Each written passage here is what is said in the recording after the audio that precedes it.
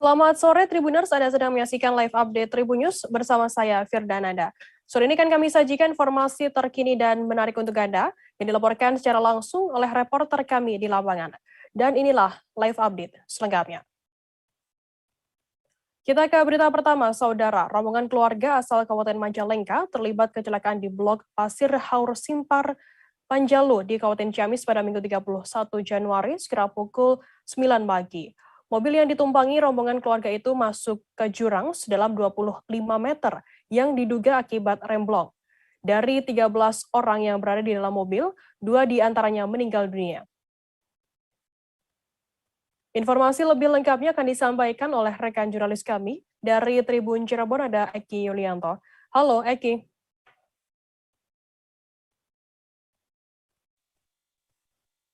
Ya, selamat sore, Firda. Eki, bisa Anda informasikan bagaimana suasana di rumah duka pasca insiden maut tersebut? Ya, baik, terima kasih. Selamat sore, Tribuners. Pantauan saya pagi tadi di rumah duka di Desa Sindang Panji, Kecamatan Cikijing, Kabupaten Majalengka, tampak seperti biasa. Hanya saja di rumah duka tersebut terdapat taruk dan beberapa kursi dari plastik yang berdiri persis di depan rumah. Diketahui 2 warga yang meninggal dunia akibat kecelakaan tersebut atas nama Rohmat dan EN. Nah, menurut Sumarno, anggota keluarga yang berada di rumah duka mengatakan bahwa kedua anggota keluarganya tersebut telah dimakamkan kemarin sore sesaat setelah jasadnya tiba di rumah duka. Nah, untuk Rohmat dimakamkan di tempat pemakaman keluarga yang lokasinya tak jauh dari rumah, sedangkan EN dimakamkan di tempat pemakaman umum di desa setempat. Beda. Lalu bagaimana untuk kondisi dari korban-korban lainnya? Apakah juga sudah pulang ke rumah begitu? Bisa Anda informasikan? Ya, ada 13 rumah, maksud saya ada 13 orang yang berada di mobil rombongan keluarga tersebut. Nah, dari 13 orang itu 10 orang masih dirawat di Rumah Sakit Ciamis maupun Tasikmalaya. Nah, sementara korban atas nama Wafa Aulia sudah dipulangkan karena kondisinya terus membaik. Nah, menurut anggota keluarga tersebut, Sumarno, bahwa dari seluruh korban itu, korban atas nama Nawaf mengalami luka yang cukup parah. Bahkan Nawaf direncanakan akan dirujuk ke rumah sakit di Bandung. Nawaf sendiri merupakan anak ketiga dari Rohmat yang meninggal dunia akibat kecelakaan itu. Rohmat sendiri saat kejadian berposisi sebagai sopir. Tidak. Eki, bisa mungkin Anda ceritakan sendiri untuk tujuan dari rombongan keluarga tersebut sebenarnya mau kemana? Ya, baik, rombongan keluarga itu hendak mengantar mahasiswi yang akan kuliah di Universitas Siliwangi atau Unsil Tasikmalaya. Diketahui mahasiswi itu bernama Wafa Aulia, yang mana anak dari Rohmat yang meninggal dunia. Mereka berangkat kemarin hari Minggu sekitar pukul 9 pagi. Namun saat tiba di lokasi kejadian atau tepatnya di Blok Pasir Haur Simpar Panjalu, Kabupaten Ciamis, mobil tersebut diduga mengalami remblong. Akibat remblong tersebut, mobil masuk jurang sedalam 25 meter. Nah, menurut anggota keluarga juga Sumarno bahwa sudah menjadi kebiasaannya ketika ada anggota keluarganya yang hendak kuliah di luar kota, anggota keluarga yang lain pasti mengantar. Mereka berbondong-bondong melepas anggota keluarganya tersebut dengan harapan nantinya bisa lulus tepat waktu dan sukses di kemudian hari. Firda, demikian. Baik, terima kasih rekan jurnalis dari Tribun Cirebon, Eki Yulianto, atas laporan Anda. Selamat bertugas kembali. Kita beralih ke informasi selanjutnya, Saudara. Terjadi kecelakaan lalu lintas di ruas lintas tengah Sumatera Terbanggi Besar pada Minggu 30 Januari. Akibatnya 3 kendaraan mengalami kerusakan parah. Kecelakaan maut ini melibatkan 3 kendaraan truk dengan nomor polisi BE8219YD, pickup BE8493PA, dan sebuah sepeda motor. Informasi lebih lengkapnya akan disampaikan oleh rekan jurnalis kami dari Tribun Lampung. Ada Syamsir Alam di sana. Halo, Syamsir. Halo, selamat sore. Ya, Syamsir, bisa Anda informasikan bagaimana untuk kronologi kecelakaan tersebut terjadi? Oke, Kang Fida, terkait laka lantas atau kecelakaan lalu lintas di ruas lintas tengah Sumatera di Kecamatan Terbanggi Besar, itu terjadi sekitar pukul 8 waktu Indonesia bagian Barat, di mana kendaraan L300 ini dikendarai oleh Gilang warga Lampung Timur itu oleng dan masuk ke sebelah kanan atau ke arus yang berlawanan sehingga menabrak kendaraan truk yang dikendarai oleh Ahmad warga Natar. Seperti itu, bukan tidak untuk kronologisnya. Sejauh ini berapa jumlah kendaraan yang terlibat kecelakaan? Kabarnya ada 3, apakah memang betul? Ya sejauh ini dari Satlantas Polres Lampung Utara juga mengkonfirmasi bahwa kecelakaan lalu lintas tersebut melibatkan 3 kendaraan, di mana kendaraan L300 yang bermula awalnya dari arah Kota Bumi menuju Bandar Jaya mengantuk setelah lewat jembatan Terbanggi Besar, sehingga oleng dan masuk sebelah kanan dari arah Kota Bumi sehingga menumbur truk yang melintas persis di depannya berlawanan arah. Kemudian dari arah belakang juga ada pengendara sepeda motor dari Arizon ikut terlibat dalam kecelakaan tersebut. Seperti itu. Adakah mungkin korban jiwa maupun korban luka dari kecelakaan tersebut, Syamsir? Dari Satlantas Polres Lampung Tengah sendiri mengkonfirmasi bahwa tidak ada korban jiwa dari kecelakaan tersebut, hanya korban luka parah yaitu Harrison pengendara sepeda motor dan juga Gilang pengendara L300. Baik, terima kasih rekan jurnalis dari Tribun Lampung, Syamsir Alam atas laporan Anda. Selamat bertugas kembali. Kita beralih ke informasi selanjutnya, Saudara. Kebakaran terjadi di asrama mahasiswa di Lorong Tekukur, Kelurahan Kambu, Kota Kendari, Provinsi Sulawesi Tenggara. Peristiwa tersebut mengakibatkan bangunan asrama yang dihuni mahasiswa tersebut hangus terbakar dan rata dengan tanah. Selain itu, kebakaran juga menghanguskan 2 sepeda motor milik mahasiswa yang terparkir di asrama tersebut. Informasi lebih lengkapnya akan disampaikan oleh rekan jurnalis kami dari Tribun News Ultra. Ada Amelda Devi di sana. Halo, Devi. Iya, halo Firda. Amelda Devi, bisa Anda informasikan apa yang menjadi penyebab dari kebakaran di asrama tersebut? Iya, Firda. Jadi berdasarkan informasi yang kami peroleh di lapangan, saksi mata mengatakan kebakaran itu dipicu oleh korsleting listrik dari salah satu kamar kos di asrama Tiger itu.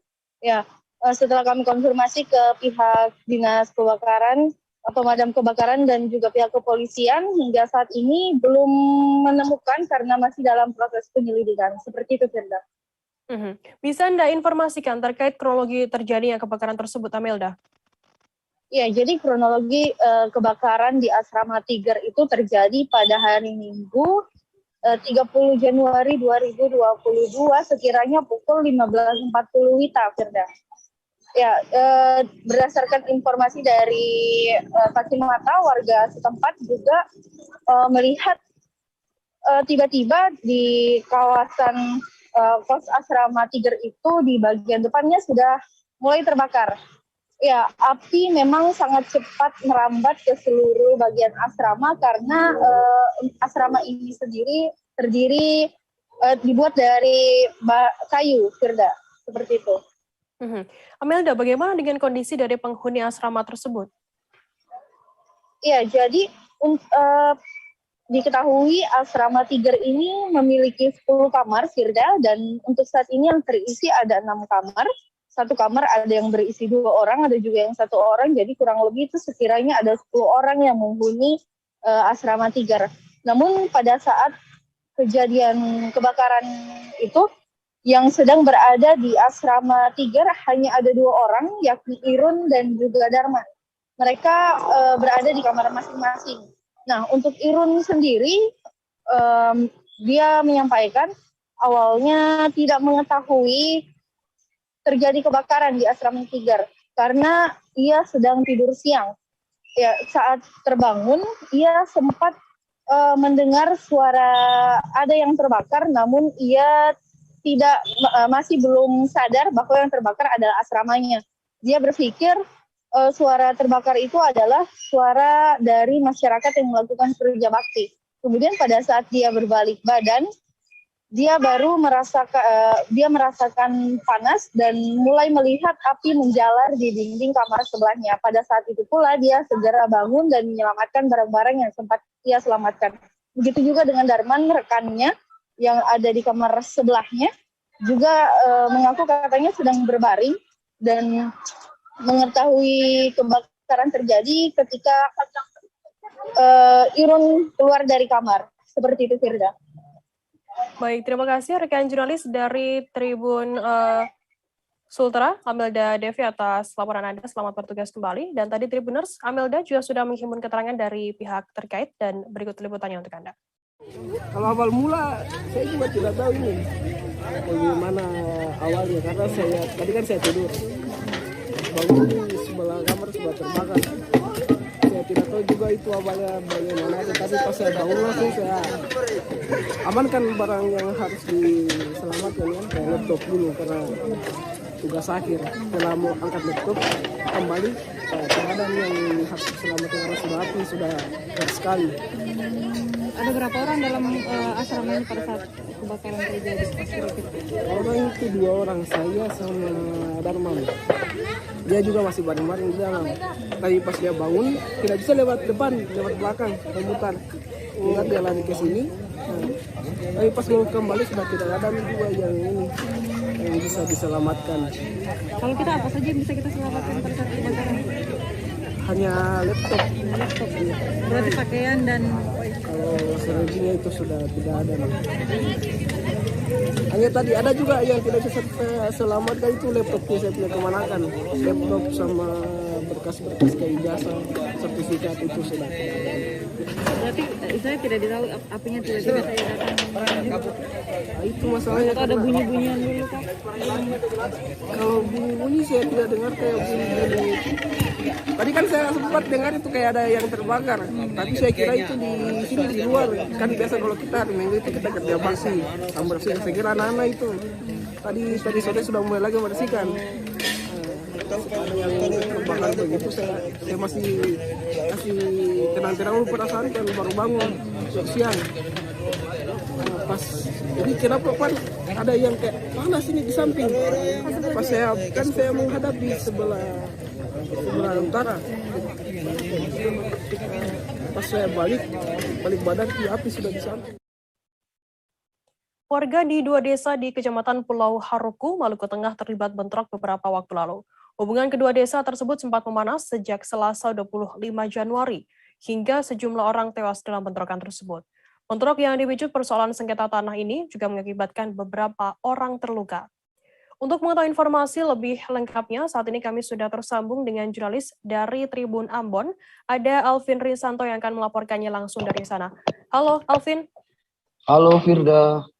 Ya, Alvin, bisa Anda informasikan bagaimana update terkini dari kasus bentrok di Pulau Haruku ini? Apakah kabarnya juga ada indikasi adanya penggunaan senjata api oleh warga di sana? Ya, baik, terima kasih rekan Firda. Jadi memang betul ada indikasi Polda Maluku menerima laporan adanya indikasi penggunaan senjata api pada pertikaian di 2 desa di Pulau Haruku beberapa waktu lalu pada hari Rabu lalu, bahwa penggunaan senjata api terlihat bahwa ada seorang anggota polisi yang terkena tembakan di bagian dagu hingga saat ini masih dirawat. Dan untuk itu dari pihak kepolisian meminta kepada warga yang memegang atau memiliki senjata api saat ini segera melakukan pemberian senjata api dengan secara sukarela, dan itu tidak akan diproses hukum. Tapi kalau tidak masyarakat tidak memberikan senjata api dan pada saat polisi melakukan razia kepada masyarakat desa tersebut tidak dan menemukan senjata api, maka masyarakat akan diproses secara hukum nantinya. Untuk itu dia berharap pihak kepolisian berharap dalam hal ini Kapolda dalam melalui juru bicaranya Kabid Humas bahwa masyarakat diminta kooperatif untuk memberikan senjata api apabila memiliki. Begitu rekan Firda. Berarti betul ya ada kabar bahwa indikasi ini memang betul sudah dikonfirmasi oleh pihak kepolisian. Kemudian bagaimana hasil dari pemeriksaan? Apakah ada polisi sudah mengantongi nama-nama dari pelaku yang memicu konflik di sana?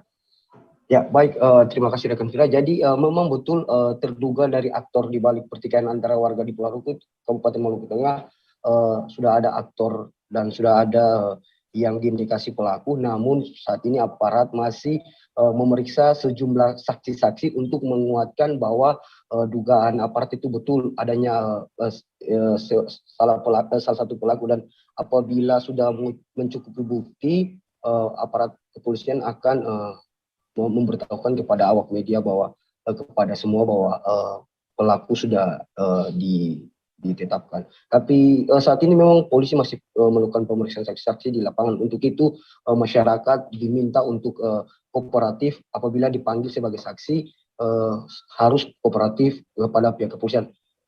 Begitu rekan Firda.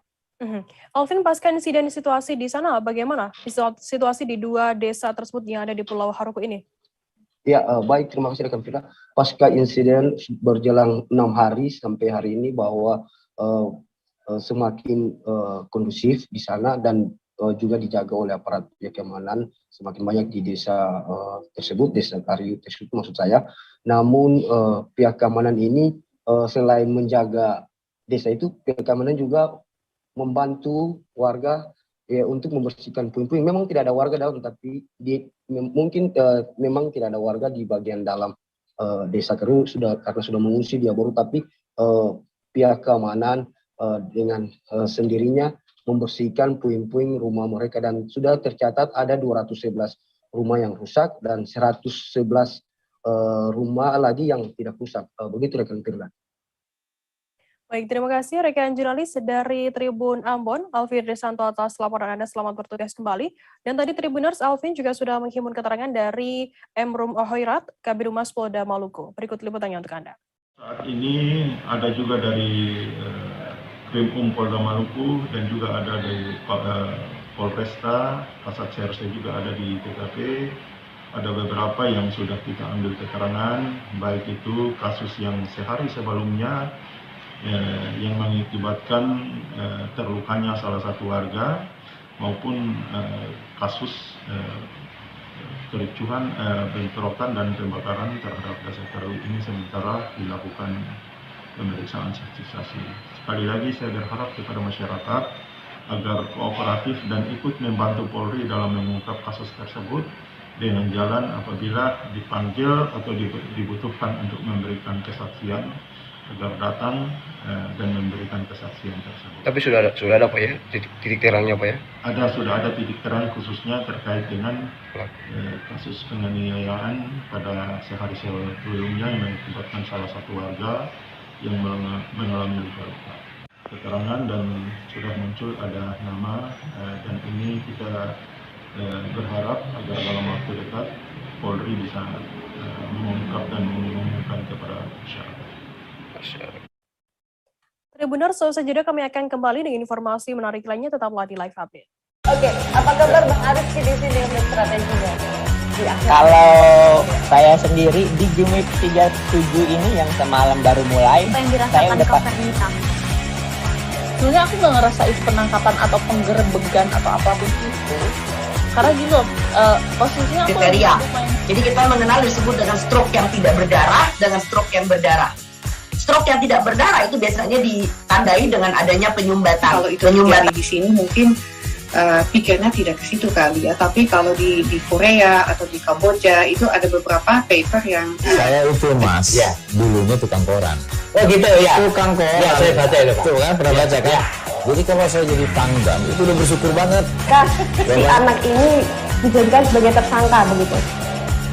Ya, kalau ini kita bicara yang di luar kasus Situbondo ya. Dengan nama hujan shower, di mana terdapat batas jelas antara daerah hujan dan tidak hujan yang biasanya terjadi pada fase awal mature stage atau tahap berbahaya itu Kang. Jadi mulai artinya terjadinya perlembekan. Nah itu untuk penetrasi akan sulit gitu ya. Dok, saya ini menurut saya memang tidak mudah, bukan urusan tanah diambil.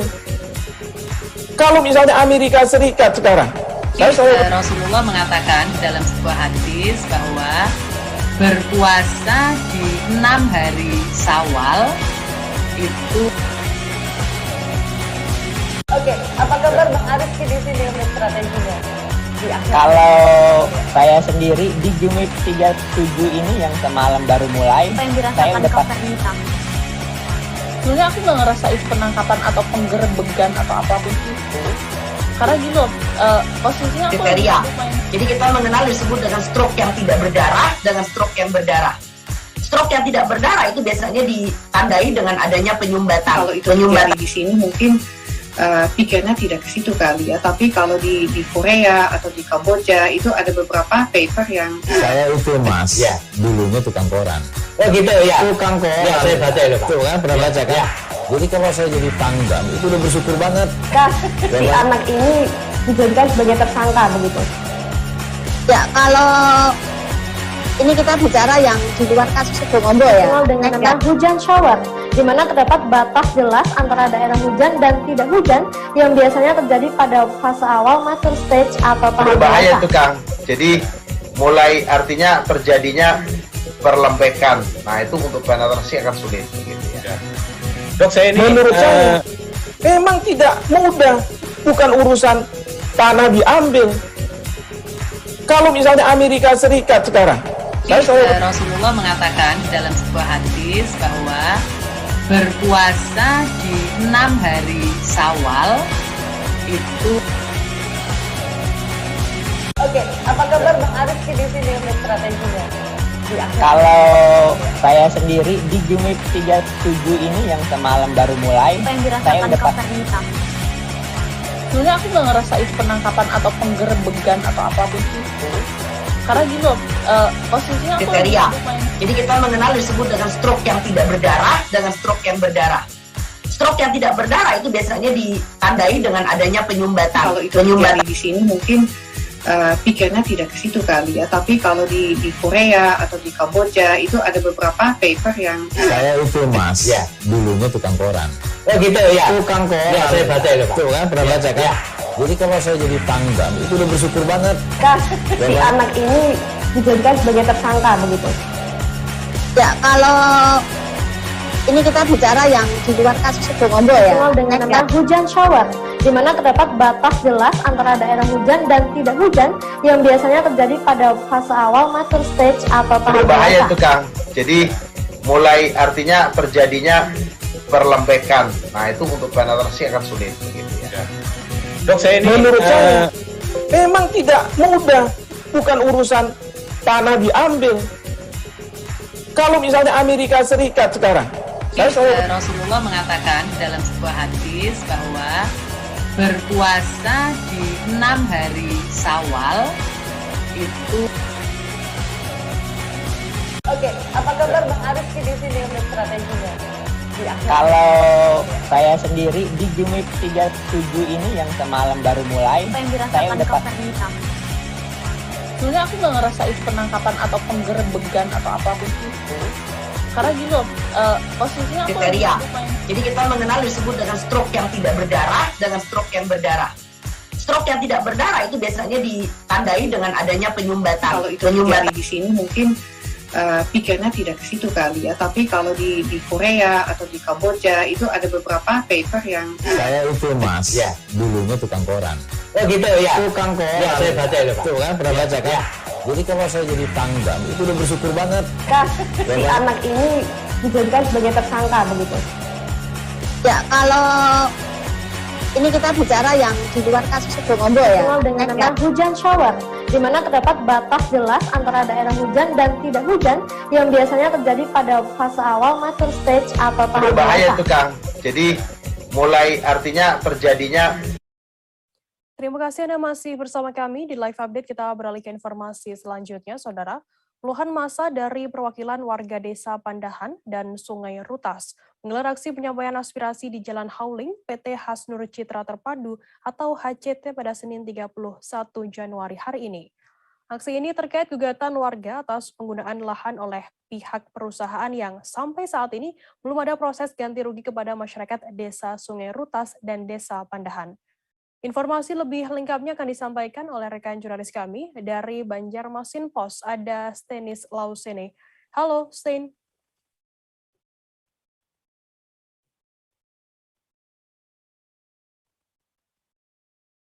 Halo, rekan Sten.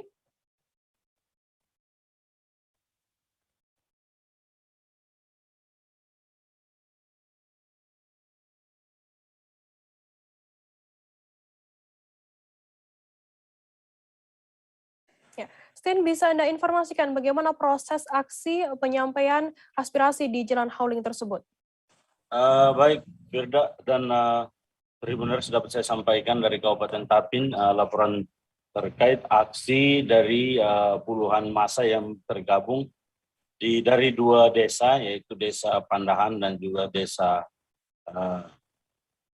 di Kabupaten Tapin, Sungai Rutas, yang melaksanakan aksi terhadap tuntutan kepada salah satu perusahaan tambang di Kabupaten Tapin untuk mengganti ganti rugi terhadap lahan yang digunakan oleh salah satu perusahaan di Kabupaten Tapin, yaitu PT Hasnur Citra Terpadu. Seperti itu, Firda.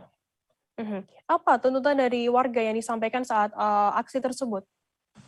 Tuntutan dari warga tersebut itu tidak lain adalah menuntut pihak perusahaan untuk mengganti rugi lahan yang digunakan oleh perusahaan, karena sampai saat ini sudah dijanjikan oleh pihak perusahaan untuk menggantikan lahan tersebut, mengganti rugi lahan tersebut, tapi sampai sekarang belum ada realisasi dari pihak perusahaan. Kemudian bagaimana saat ini, apakah sudah ada respons terkait adanya aksi yang dilakukan oleh warga tersebut dari pihak perusahaan sendiri?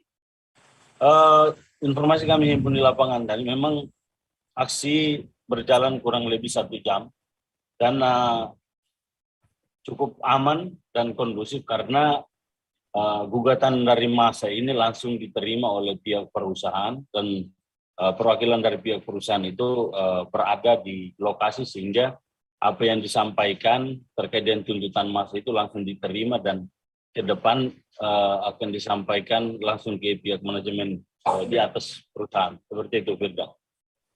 Sten, bagaimana untuk proses selanjutnya setelah sudah diterimanya tuntutan-tuntutan tersebut oleh pihak perusahaan sendiri? Sesudah ini memang kasus ini sebetulnya masih dalam proses penyelidikan di Satuan Reskrim di Polres Tapin, sehingga memang informasi yang kami peroleh dari warga, lanjutan dari kasus ini, mereka semua itu akan mengawal kasus ini, khususnya proses penyelidikan yang sementara berlangsung ditangani oleh Polres Tapin. Seperti itu. Baik, terima kasih rekan jurnalis dari Banjarmasin Post, Tenis Lausene, atas laporan Anda. Dan tadi Tribuners, Sten juga sudah menghimpun keterangan dari Kompol Faisal Amri Nasution, Kabag Ops Polres Tapin. Berikut liputannya untuk Anda. Siang hari ini kami dari Polres Tapin melaksanakan kegiatan penyampaian aspirasi dari perwakilan masyarakat Desa Pandahan dan dari Desa Sungai Rutas terkait adanya klaim dari masyarakat bahwa lahan di kilometer 8 Jalan Hauling PT Hasnur itu merupakan milik mereka. Nah, hari ini penyampaian aspirasi sudah dilakukan dan sudah langsung diterima dan didengarkan oleh pihak dari perusahaan ACT. Dan kemudian kegiatan ini juga sudah dalam proses penyelidikan di Polres Tapin. Selanjutnya setelah penyelidikan apa nih, Pak? Ya, untuk proses selanjutnya kita masih menunggu proses penyelidikan. Tentunya nanti pihak-pihak yang terlibat akan dipanggil oleh Satreskrim untuk masing-masing nanti dapat diklarifikasi terkait dengan bukti dukung, surat menyurat terkait dengan kepemilikan tanah dan lain-lain. Alhamdulillah untuk pelaksanaan pengamanan kita hari ini, masyarakat beserta kepala desa cukup kooperatif dalam menyampaikan aspirasi, sangat damai, dan mereka patut kita apresiasi karena masyarakat kita sudah patuh hukum dan mengetahui aturan-aturan terkait dengan cara-cara penyampaian aspirasi. Ini sampai jam berapa nih, Komandan? Ini sudah bubar dan masyarakat tadi sudah menyampaikan aspirasinya kepada perusahaan, dan perusahaan juga sudah tadi mendengarkan aspirasi dan nanti akan disampaikan ke manajemen di tingkat pusat. Berarti perwakilan dari perusahaan ada juga tadi? Perwakilan perusahaan ada tadi. Setelah beberapa kali mangkir, Edi Mulyadi akhirnya memenuhi panggilan polisi pada Senin 31 Januari. Pemanggilan tersebut terkait kelaporan kasus dugaan ujaran kebencian mengenai Kalimantan yang disebut sebagai tempat jin buang anak. Informasi lebih lengkapnya akan disampaikan oleh rekan jurnalis kami dari tribunnews.com. Ada Iqman Ibrahim di sana. Halo Iqman. Ya, rekan Firda. Ya, Iqman, bisa Anda informasikan bagaimana pantauan ada di lapangan saat Edi ini diperiksa di Barreskrim Polri? Ya, memang benar tadi Edi Mulyadi akhirnya telah memenuhi pemeriksaan atas dugaan kasus ujaran kebencian di Barreskrim Polri pada hari ini Senin 31 Januari 2022. Edi Mulyadi memang tadi tampak tiba di gedung Barreskrim Polri sekitar 9.55 waktu Indonesia Barat. Dia tampak juga memakai kemeja berwarna putih, belangkon, dan didampingi oleh kuasa hukum. Di hadapan awak media, memang tadi Edi Mulyadi kembali menyampaikan permohonan maaf kepada masyarakat hingga suku di Kalimantan yang tersinggung atas ucapannya. Edi juga menyampaikan bahwa Kalimantan bukanlah musuhnya. Namun demikian, Edi juga tadi tetap menegaskan dirinya tetap menolak rencana pemindahan ibu kota negara ke Kalimantan. Menurutnya, uang tersebut bisa digunakan untuk kepentingan lain. Demikian, Firda. Iqman, persiapan apa yang dibawa oleh Edi sendiri dan kuasa hukumnya saat diperiksa di Barreskrim Mabes Polri? Ya, memang tadi Edi mengaku bahwa dirinya telah mempersiapkan dan membawa pakaian begitu saat pemeriksaan, menjalani pemeriksaan di Barreskrim Polri. Hal itu untuk mengantisipasi jika nantinya akan ditahan usai diperiksa penyidik. Adapun tadi Edi Mulyadi juga sempat menunjukkan membawa kantong berwarna kuning gitu berisikan pakaian. Kantong itu juga tadi ditunjukkan kepada awak media bahwa dia membawa pakaian itu untuk bersiap-siap untuk mengantisipasi jika nantinya ditahan. Karena berdasarkan informasi yang dia dapat, Edi Mulyadi mengaku memang dirinya akan langsung ditahan usai diperiksa. Menurutnya kasus yang menjeratnya bukanlah hanya kasus persoalan hukum saja, melainkan juga merupakan kasus yang bernuansa politis. Demikian, Firda. Tidak hanya soal ujaran kebencian saja, ternyata juga ada kasus mengenai politik begitu ya. Terlanjut, kemudian pesan apa lagi yang disampaikan oleh Edi sendiri sebelum menjalani pemeriksaan di sana? Ya, memang tadi Edi Mulyadi juga mengungkapkan bahwa sempat ada pihak yang sengaja membidik dirinya agar ditahan terkait kasus ujaran kebencian tersebut. Namun dia tidak menjelaskan atau menunjuk siapapun pihak yang tengah membidiknya. Edi menyatakan bahwa pihak yang membidiknya agar ditahan tidak suka karena dirinya kerap kritis terhadap kegiatannya di sosial media. Jadi kemudian mencontohkan berbagai kritik yang kerap disampaikannya di sosial media, mulai dari kritik mengenai Omnibus Law sampai dengan revisi Undang-Undang KPK. Demikian, Firda. Baik, terima kasih rekan jurnalis dari tribunnews.com Iqman Ibrahim atas laporan Anda. Dan tadi Tribuners, Iqman juga sudah menghimpun keterangan dari Edi Mulyadi. Berikut wawancaranya untuk Anda. Saya kembali minta maaf. Saya nggak mau bilang ini ungkapan atau bukan, saya kembali minta maaf. Sedalam-dalamnya, sebesar-besarnya. Oke.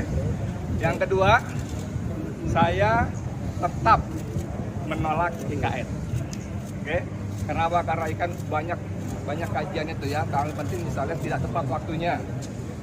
Duit yang segitu banyaknya harusnya buat mensejahterakan rakyat, buat pembangunan ekonomi nasional, buat memompa ekonomi dalam negeri, bukan untuk membangun. Yang coba ingat ya, yang ada yangnya nih. Kita kemarin baru baca Bank Dunia menegur Bank Indonesia. Tidak boleh lagi beri surat utang. Tidak boleh lagi beli surat utang yang diterbitkan pemerintah. Ini artinya pembiayaan IKN nanti akan kembali bermasalah dan potensi mangkraknya luar biasa gedenya. Yang kedua, yang ketiga, IKN ini akan memperparah ekologi di Kalimantan, ya, yang sekarang udah rusak, tambah rusak. Dan dengan konsesi-konsesi tanah-tanah yang dimiliki oleh para oligarki itu, mereka nanti akan dapat kompensasi dari lahan-lahan yang mereka dapat, yang mereka punya. Udah gitu, mereka akan dibebaskan dari kewajiban merehabilitasi lahan-lahan yang mereka rusak. Yang bekas galian tambang, yang anak-anak banyak yang tenggelam, ada 36 atau berapa itu angkanya ya. Dan yang ketiga, saya mohon maaf banget ya. Selama puluhan tahun Kalimantan itu dieksploitasi habis-habisan. Sudah berapa miliar ton tahu itu batu bara diangkut. Sudah berapa juta hektar tahun itu hutan-hutan ditebas, diangkut. Sudah berapa ribu atau juta hektar juga lahan-lahan milik adat dirampas. Ya. gasnya, belum terkait macam-macamnya. Seharusnya Pengadilan Tindak Pidana Korupsi pada Pengadilan Negeri Jakarta Pusat hari ini Senin 31 Januari menggelar sidang pembacaan pleidoy atau nota pembelaan dari terdakwa mantan Wakil Ketua DPR RI Aziz Syamsuddin dalam perkara dugaan penyuapan ex-penyidik KPK. Dalam perkara ini Aziz Syamsuddin didakwa memberi suap total senilai 3,619 miliar rupiah dengan rincian 3.099 miliar rupiah dan $36.000 Amerika Serikat kepada ex-penyidik KPK asal Polri Stefanus Robin Patuju dan advokat Maskur Husin.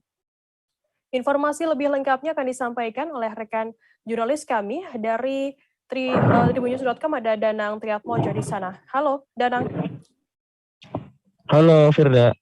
Ya, Danang, bisa Anda informasikan apakah memang benar Aziz Syamsuddin sempat menangis saat membacakan pleidoynya?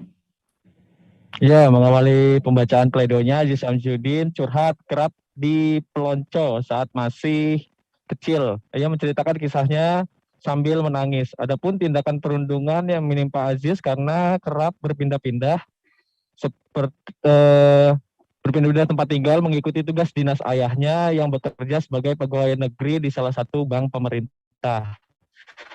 Ia menyebut masa kecilnya dihabiskan untuk tinggal di berbagai daerah seperti Singkawang, Kalimantan Barat, Jember, Jawa Timur, Padang, Sumatera Barat, hingga berakhir di Jakarta.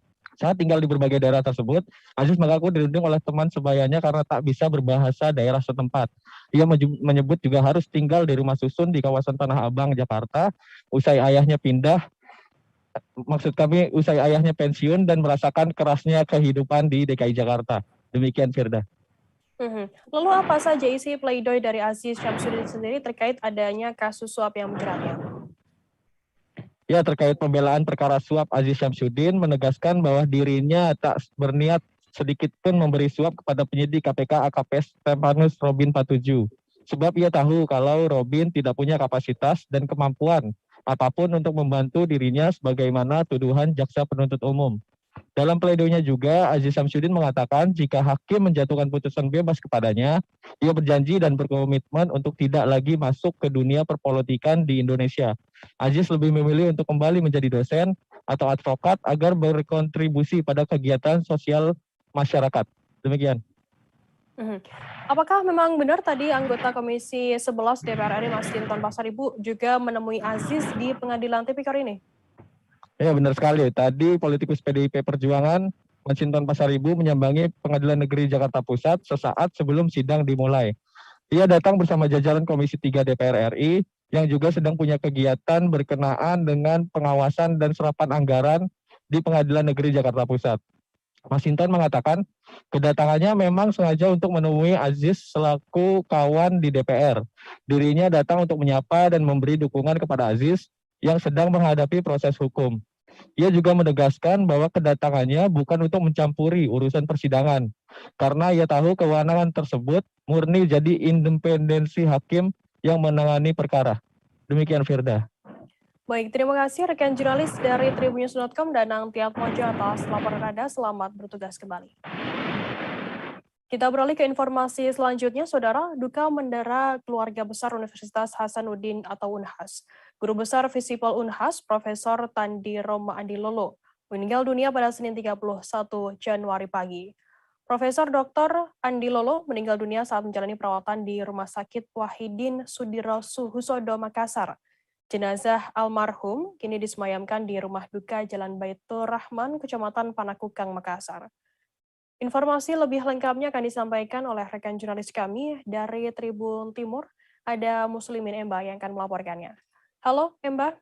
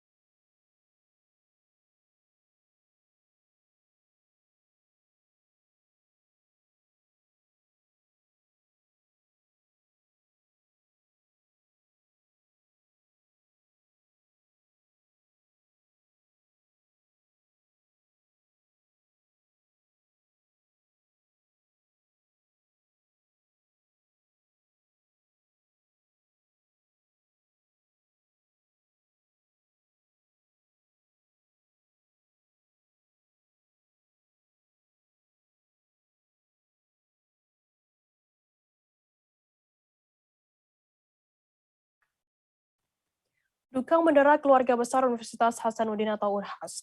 Guru Besar Visipol Unhas, Profesor Tandi Roma Andilolo, meninggal dunia pada Senin 31 Januari pagi.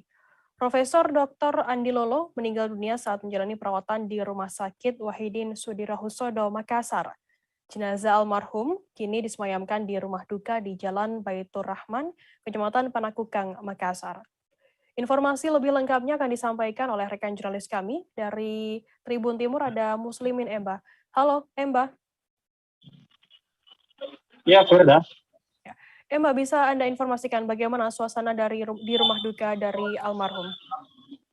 Ya, Firda dan Renor dapat saya jelaskan di hari tadi, Guru Besar Fisip Unhas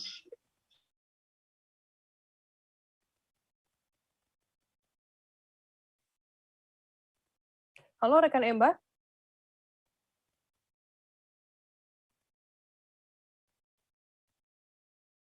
Halo rekan. Ya. Bisa Anda ulangi kembali Emba, karena tadi mengalami sedikit gangguan sinyal Emba. Ya, Firda dapat saya jelaskan Guru Besar dari Fisip Unhas, Prof. Dr. TR Andilolo meninggal dunia di Rumah Sakit Wahidin Sudirohusodo, Makassar dini hari tadi. Di rumah duka itu sudah banyak terpasang karangan bunga dan kolega serta kerabat almarhum yang datang melayat begitu. Firda. Mbak, bisa Anda informasikan kabarnya sebelum meninggal dunia ada dosen almarhum juga sempat dirawat di rumah sakit begitu, terkait penyakit apa yang dideritanya? Ya, Firda, betul sekali. Almarhum 4 tahun terakhir ini mengidap gangguan ginjal begitu, dan beberapa hari terakhir dia sempat menjalani perawatan di RS Wahidin dan karena oleh istrinya mengatakan sudah komplikasi, almarhum pun menghembuskan nafas terakhir di ruang ICU Rumah Sakit Wahidin.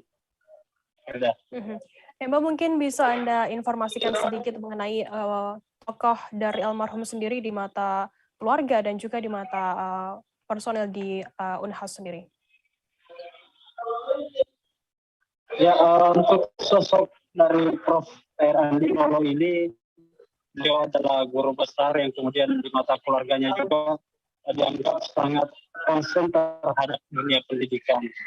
Selain itu, peran aktif beliau juga masa hidupnya yaitu salah satu konseptor dari Wali Kota Makassar yang saat itu menjalankan program lorong begitu.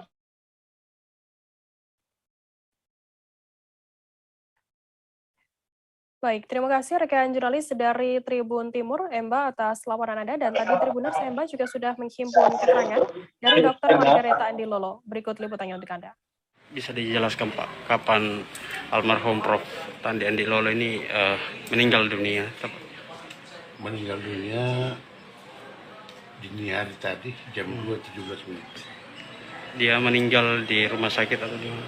Di Rumah Sakit Wahidin. Rumah Sakit Wahidin. Iya. Beliau sakit apa memang Pak? Baik komplikasi. Komplikasi. Ada ginjal, ada lambung, banyak. Sudah lama dirawat Pak? Penyakit itu dirawat dalam keadaan sakit itu 4 tahun lebih. 4 tahun lebih. Kebetulan istrinya seorang dokter ahli THT. Ya.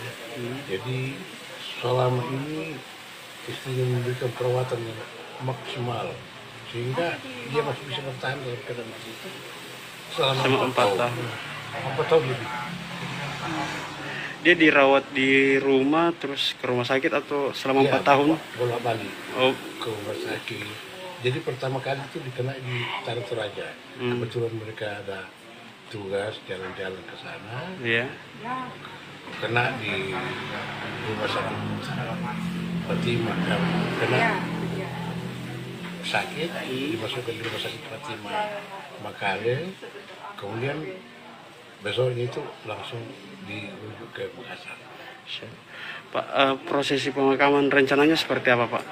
Ya seperti biasa, tetapi dari pihak istrinya sudah menegaskan bahwa prosesi pemakaman dilaksanakan dalam bentuk ibadah kedukaan. Dia sakitnya itu ginjal kronis. Ginjal kronis. Ya. Sudah berapa lama di? Dia sudah 4 tahun. 4 tahun. Dulu pernah cuci darah, sudah itu dengan pengaturan makanan yang baik, dia tidak perlu lagi cuci darah. Jadi selama 4 tahun tidak cuci darah lagi. Nah, kemudian dia meninggalnya ini oleh karena dia punya namanya kadar HB turun, karena ginjal itu kan fungsinya untuk memproduksi sel-sel darah. Nah, karena ginjalnya rusak, produksi sel darah kurang, jadi HB-nya turun. Dikasih transfusi. Transfusi 4 kali. Sudah transfusi, ya mau pulang nih. Rencana mau pulang ke rumah, tiba-tiba saja dia perdarahan lambung.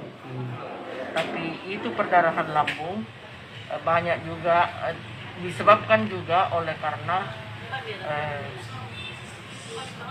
penyakit ginjal kronis yang menyebabkan gangguan pada lambung. Jadi meninggal dini hari tadi, Pak? Bu, dini hari tadi. Di mana? Di rumah sakit? Di Wahidin. Wahidin di ICU. Di ICU.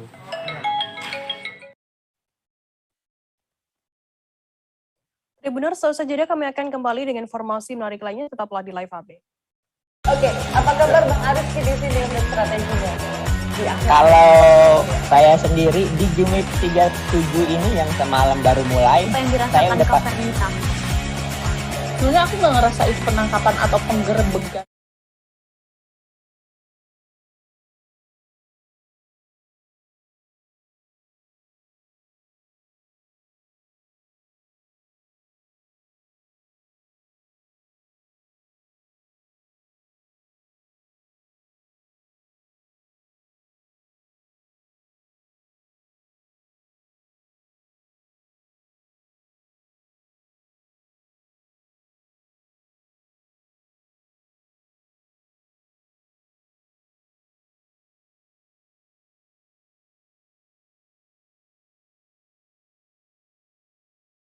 Dan tidak hujan yang biasanya terjadi pada fase awal mature stage atau tahap berbahaya dewasa. itu Kang. Jadi mulai artinya terjadinya perlembekan. Nah itu untuk penetrasi akan sulit gitu ya. Dok, saya ini menurut saya memang tidak mudah, bukan urusan tanah diambil. Terima kasih Anda masih bersama kami di Live Update. Kita beralih ke informasi selanjutnya, Saudara. Keluarga almarhum Yuliani Apriani Wilkis atau Nani Wilkis meminta terdakwa Justinus Tanaem alias Tinus Perko dihukum mati. Diketahui Nani Wilkis merupakan korban dari pemerkosaan dan pembunuhan oleh terdakwa Tinus Perko pada Mei 2021 lalu.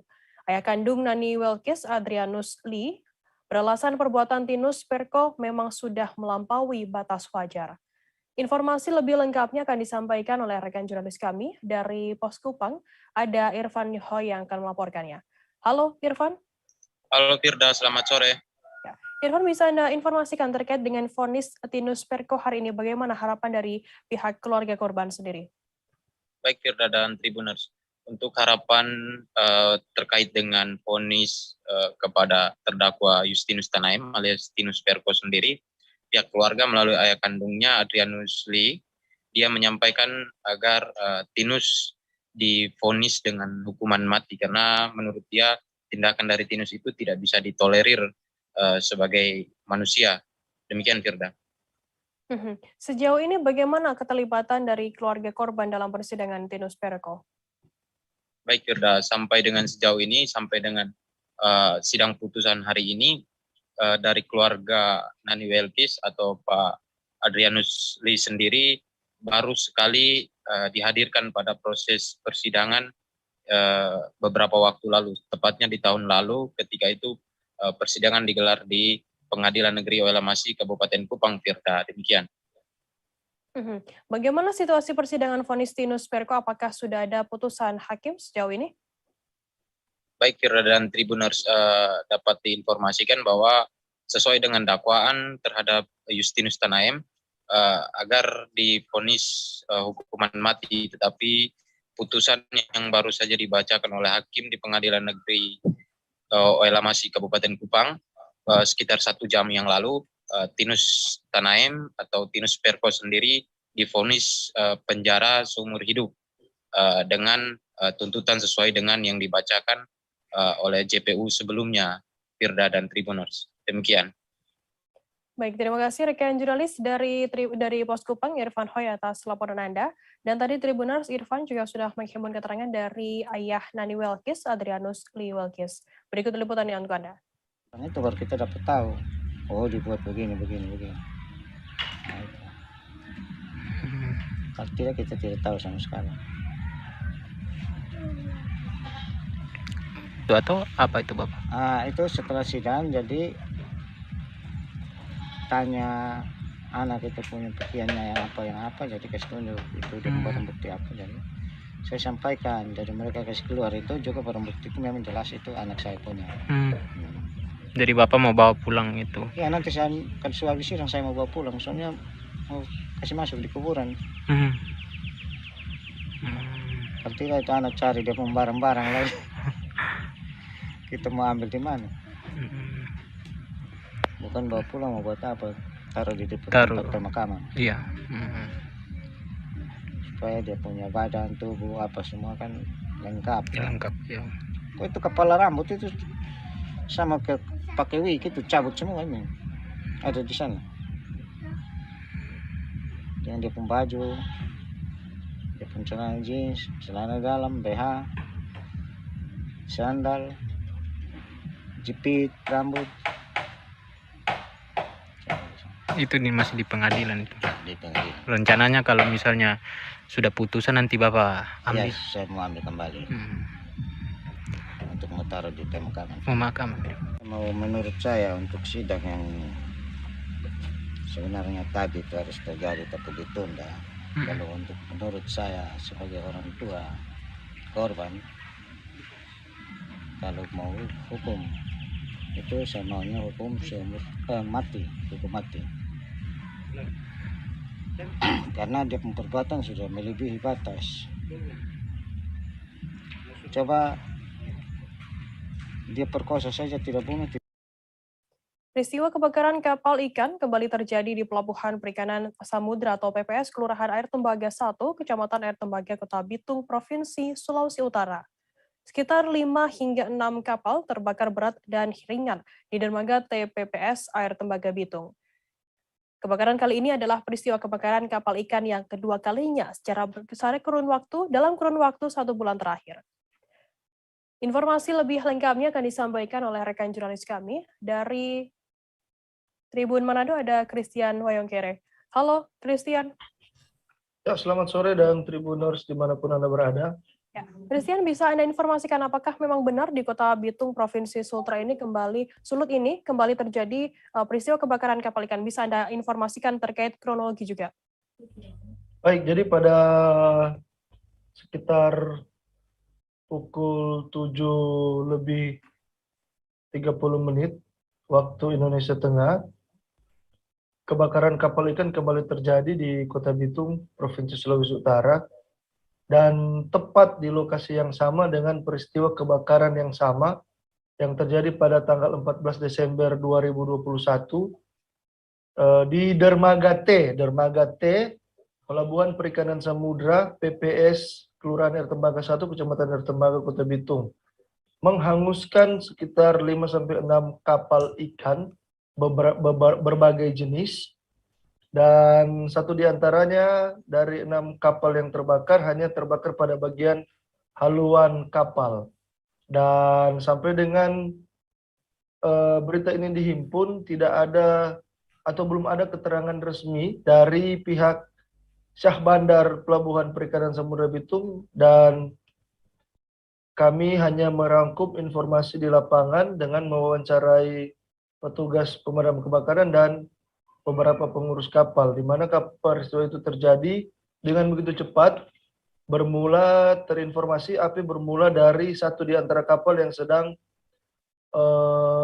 labuh di dermaga T, Pelabuhan Perikanan Samudra Air Tembaga Bitung, dan api kemudian dengan cepat menyambar kapal-kapal yang berbahan fiber dan kayu di lokasi kejadian. Firda.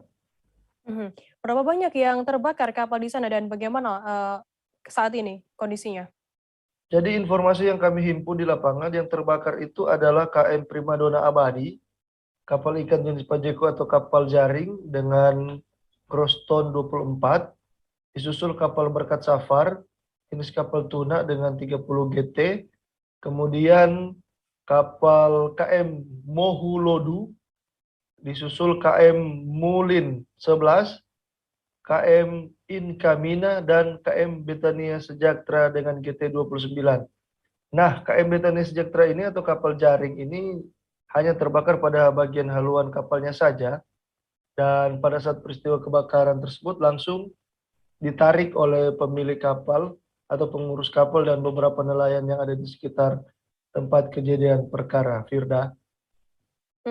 Bagaimana kemudian tanggapan dari pemilik kapal sendiri dan damkar dari pihak Satpol PP dan Kota Bitung atas adanya peristiwa kebakaran yang ternyata ini adalah kali kedua yang terjadi dalam kurun waktu 1 bulan?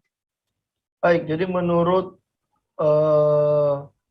Noldi Manisang, satu di antara pengurus kapal yang terbakar, pihaknya tidak begitu mempersoalkan peristiwa yang terjadi, namun mereka menyesalkan penanganan atau quick respon dari pihak Syah Bandar Kepelabuhanan maupun Pelabuhan Perikanan Samudra yang tidak menyiapkan atau ada hidran, namun pada saat kejadian tidak berfungsi. Nah, mereka mengkritisi di mana keberadaan Pelabuhan Perikanan Samudra ini harus dilengkapi dengan keberadaan hidran yang cukup atau menurut.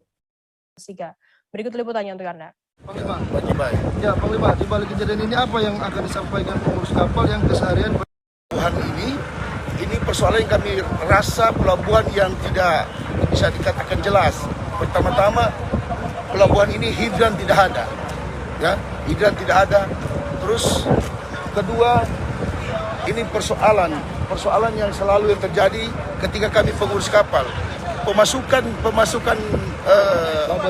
laba tabus ini sangat hebat, luar biasa, permintaannya besar. Tapi pengurus yang ada di sini tidak ada terlalu memperhatikan seperti itu. Ini kami sebagai merasa pengurus merasa kecewa dengan terjadi. Ini harus ada hidran lebih apa? Coba lebih baik lagi lah supaya hidran kalau taruh di tempat-tempat yang mana. Ini harus ada hidran yang harus ditaruh supaya tindakan penyelamatan pertama awal. Panglima, kenapa harus ada hidran di tempat ini? Ya itu supaya tidak ada terjadi yang mungkin kalau misalnya kapal satu terbakar, ya kapal lain mungkin tidak bisa terbakar. Seperti itu. Itu tindakan penyelamatan kalau hidran ada di tempat-tempat ini kan seperti itu. Berkaca dari kejadian. Ya, berkaca dari kejadian, Pak. Ini sudah yang ke berapa ini? Ini kedua kali ini kan. Maksudnya begini Pak, kalau masalah damkar jangan disalahkan damkar. Karena masalah kontribusi yang di pelabuhan ini tidak ada damkar di sini. Ini hanya membantu secara kemanusiaan. Tapi untuk segala kontribusi yang terjadi di sini adalah perikanan dan pengawasan. Bukan damkar yang terlambat padam. Bukan damkar, karena begini kita juga ada urusan di tempat lain, bukan cuma berpikir hal-hal yang begini. Karena ini tidak layak ini, tidak ada hidran lapangan. Kalau boleh dari pihak perikanan maupun pengawasan harus ada hidran lapangan. Karena ketika terjadi kebakaran di perumahan, apakah kita harus pakai segini? Tidak mungkin. Apakah pengusulan itu sudah disampaikan oleh Saya pernah sampaikan waktu pertama. Kalau masalah dewan jangan salahkan juga dewan. Mungkin di warning oleh dewan. Tapi jadi tidak diindahkan. Melakukan pengawasan juga dewan dalam hal ini. Mereka sudah melakukan pengawasan. Terbentuknya pelabuhan ini karena pengawasan dari dewan juga. Jadi jangan salahkan. Tapi tidak ada hidran. Jangan salah. Iya. Maksudnya begini, sekarang kita mau tanya lagi kembali kepada pemerintah. Apakah perikanan ini layak? Tidak layak. Kenapa? Dengan secara kelayakannya ada di sini, hidden tidak ada. Hidden lapangan pun tidak ada. Semua tidak ada. Baru kapal juga diberikan kelayakan itu diberikan kepada Atpel, bukan kepada pemadam. Dan juga marin-marin yang ada di Kota Bitung sini harus memperhatikan itu. Jangan diberikan oleh pusat tentang marin membuat kelayakan-kelayakan di kapal, tapi tidak ada secara kualitas yang mereka berikan. Hanya itu. Kira-kira kalau mau lihat berapa keberadaan hidran yang harus dibutuhkan? Di sini mesti ada 10 titik. 5 pun bisa, yang penting sambung, menyambung jadi satu. Ini satu pun tidak ada. Bagaimana? Kita beralih ke informasi selanjutnya, Saudara. Kasus COVID-19 di Kota Pekanbaru cenderung mengalami kenaikan pada awal pekan ini. Dari data Satgas COVID-19 di Kota Pekanbaru, kenaikan kasus mulai terjadi pada 27 Januari 2022. Hingga Senin 31 Januari total ada penambahan 52 kasus positif. Informasi lebih lengkapnya akan disampaikan oleh rekan jurnalis kami dari Tribun Pekanbaru, ada Fernando